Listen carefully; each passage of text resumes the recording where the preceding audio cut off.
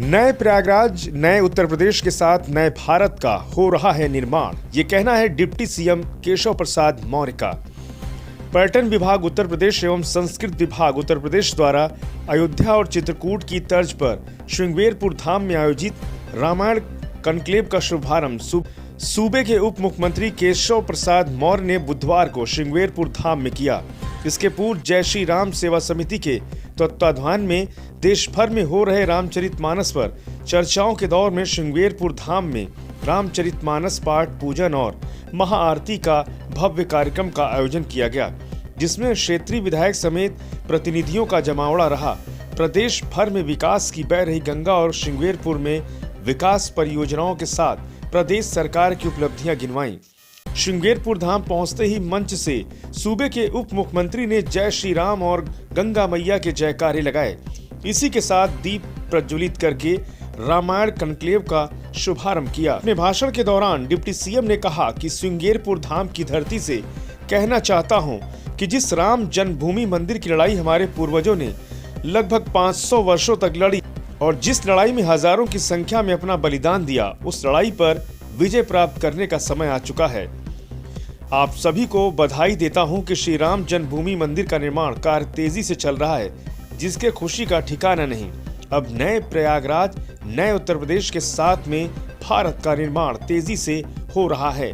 यह निर्माण कार्य आत्मनिर्भर प्रयागराज, आत्मनिर्भर उत्तर प्रदेश, आत्मनिर्भर भारत की दिशा में कार्य कर रहा है, जिससे देश के युवाओं को रोजगार के साधन उपलब्ध हो सकें। साथ ही श्रृंगेरपुर धाम में आने वाले समय में भी युवाओं के रोजगार के लिए अवसर का सृजन किया जाएगा। त्रेता युग में भगवान श्री राम और निषाद राज की मित्रता ने विश्व को बंधुता और समरसता का पाठ पढ़ाया है।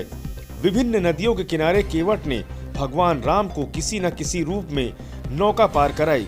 श्रृंगेरपुर धाम की पवित्र भूमि पर राम केवट मिलन के साथ भगवान राम को नौका से गंगा पार कराने का संदेश विश्व को एकजुट होने का संदेश देता है। केशव प्रसाद मौर्य ने अपने भाषण में कहा कि वर्तमान के उत्तर प्रदेश में 75 जिलों में छोटे बड़े उद्योग, कृषि उद्योग, सेना संबंधित उद्योग, स्वास्थ्य संबंधित उद्योगों के क्षेत्र में निवेश के अवसर को बढ़ावा दिया गया है। हाल ही में यूपी की राजधानी लखनऊ में ग्लोबल इन्वेस्टर समिट के दौरान 36 देशों के प्रतिनिधियों ने भाग लिया, जिसमें लगभग 35 लाख करोड़ से अधिक का प्रस्ताव साइन किया गया। इसके साथ श्रृंगेरपुर महोत्सव के लिए जय श्री राम सेवा समिति के पदाधिकारियों को बधाई दी। माननीय केशव प्रसाद मौर्य जी ने कहा, केशव प्रसाद मौर्य ने जय श्री राम सेवा समिति आयोजन समिति श्रृंगेरपुर महोत्सव के द्वारा धार्मिक कार्यों अनुष्ठान की सराहना मंच के माध्यम से की। फाफामऊ विधायक गुरु प्रसाद मौर्य, पूर्व विधायक प्रभा शंकर पांडे, पूर्व गंगा पार अध्यक्ष कन्हैया लाल पांडे, गंगा पार अध्यक्ष अश्वनी दुबे, कुलदीप तिवारी, प्रदीप केशरवानी, पूर्व चेयरमैन लाल गोपालगंज, कमल कृष्ण मौर्य, राकेश यादव, प्रमुख विनोद तिवारी, अंकित पासी, रामचंद्र फौजी, जगदीश पटेल, मनोज द्विवेदी, आलोक तिवारी समेत भाजपा के नेता उपस्थित रहे। वर्ष 2014 से अब तक बदल चुका है श्रृंगेरपुर धाम का दृश्य, ये कहना है डिप्टी सीएम केशव प्रसाद मौर्य का। वर्ष 2014 से जब मैं लोकसभा चुनाव फूलपुर से लड़ा, भारतीय जनता पार्टी के नेतृत्व में फूलपुर सीट की जीत इतिहास की जीत रही है।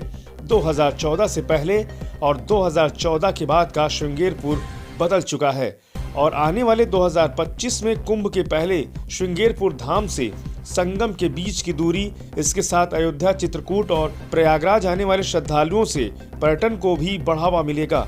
राम वन गमन मार्ग प्रक्रिया भी तेजी से चल रही है। वर्ष 2025 से पहले इस कार्य को पूरा किया जाएगा। मंच का संचालन आभा मधुर ने किया। देखिए, श्रृंगेरपुर धाम भगवान श्री राम जी के पूरी लीला से जुड़े हुए प्रमुख स्थानों में से एक स्थान है और हमारा सौभाग्य है कि अयोध्या में श्री रामलला की जन्मभूमि है और प्रयागराज के श्रृंगेरपुर धाम में वन यात्रा के दौरान यहाँ से होकर के वो प्रस्थान किए और प्रयागराज में महर्षि भरद्वाज जी के आश्रम में भी रुके, त्रिवेणी संगम के दर्शन किए, फिर वाल्मीकि भगवान के आश्रम में गए और चित्रकूट में लंबा समय उन्होंने बिताया है। यह सभी स्थान जो रामायण सर्किट के, उनका सर्वांगीण विकास हमारी सरकार की प्राथमिकता है।